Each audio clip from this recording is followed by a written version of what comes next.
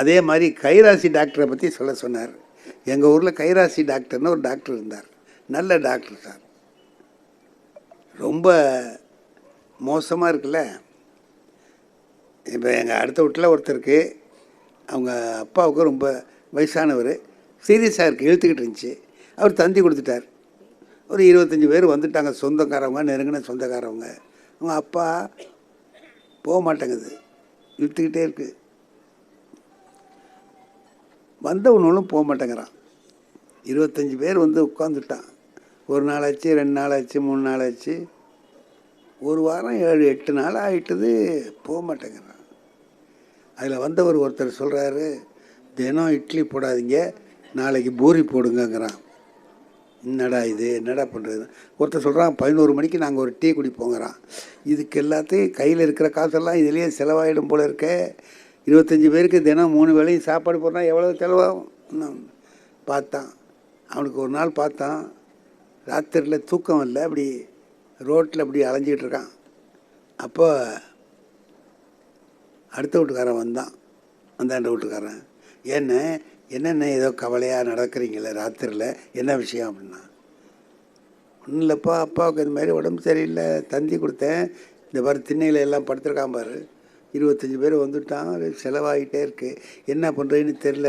எங்கள் அப்பாரும் போக மாட்டேங்கிறாரு, இவனுங்களும் போக மாட்டேங்கிறான், பணம் மட்டும் போயிட்டுருக்குப்பா, என்ன பண்ணுறதுன்னு தெரில அப்படின்னா. அதுக்கு அந்த அடுத்த வீட்டுக்காரன் சொன்னான், நம்ம டாக்டர்கிட்ட கொண்டு காட்டலாம் என்ன அப்படின்னா. டாக்டர்கிட்ட காட்டலாமா? அடையா நீ இழுத்துக்கிட்டு இருக்க, அதுக்கு தான் சொல்கிறேன் காட்டலாமா. காட்டினா அன்னைக்கே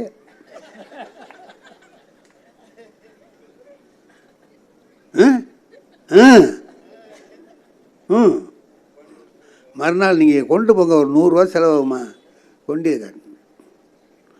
அவர் அதை மறுநாள் 100 ரூபா செலவானாலும் பரவாயில்ல, ஸ்ட்ரெச்சரில் வச்சு கொண்டு போய் டாக்டர்கிட்ட காமிச்சா டாக்டர் சொல்கிறாரு, என்னையா 7 நாளாக இழுத்துக்கிட்டே இருக்குது, போக மாட்டேங்குது, நிறைய விருந்தாளிலாம் வந்துட்டாங்க, ரொம்ப செலவாகுது சார். எங்கள் அடுத்த வீட்டுக்காரர் சொன்னார், உங்கள்கிட்ட காமிச்சா ஒரு ஏற்பாடு பண்ணுவீங்கன்னு சொல்லி சொன்னார், அதோடு தான் நாங்கள் வந்தோம் அப்படின்னா. அறிவில்லை உங்களுக்கெல்லாம்?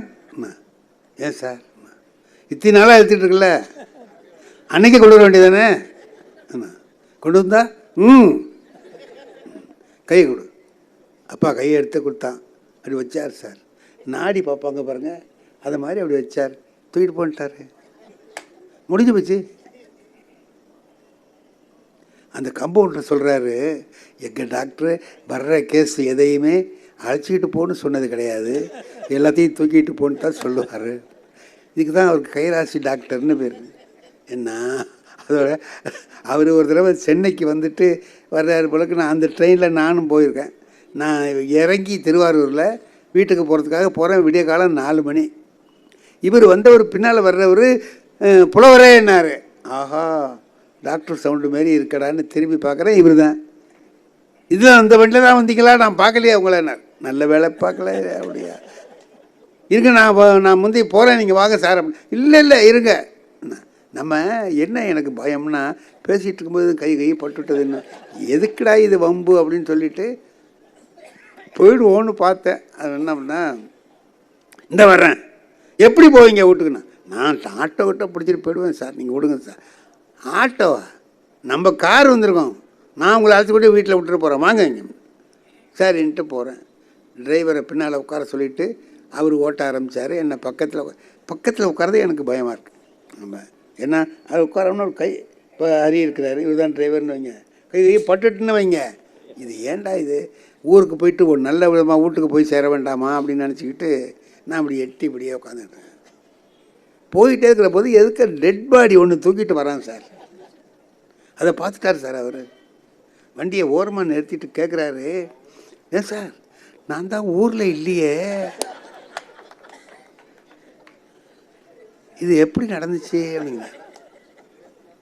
சார் ஏதோ சார் வேறு யாரோ இந்த வேலையை பார்த்துட்டா மறுக்க விடுங்க, என்னை முதல்ல கொண்டு வீட்டில் விடுங்க சார் அப்படின்னு வீட்டுக்கு போய் சேரத்துக்குள்ளே அந்த பாடுபட்டு அந்த மாதிரி டாக்டர் அவர். அதனால் போகிறோம் சார்.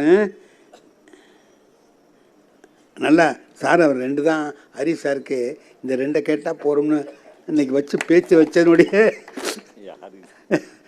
வச்சதனுடைய நோக்கமே அவருக்கு இலக்கை அடைந்து விட்டார்.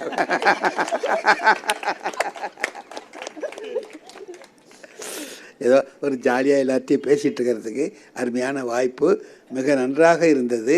நான் அதனால் எல்லாத்துக்கும் என்னையா பிரச்சனை, யாருக்கு தெரியும் அப்படின்னு கேட்டாக்கா நம்ம ஒரே பதில் சொல்லணும், யாருக்கு தெரியும், தெரியாது என்று சொல்லலாம். அவ்வளோதான், வேறு ஒன்றுமில்லை என்று சொல்லி இனிமையாக கேட்ட எல்லா பெருமக்களுக்கும் என்னுடைய உளமார்ந்த நன்றியை வணக்கத்தையும் தெரிவித்துக் கொள்கிறேன். நன்றி.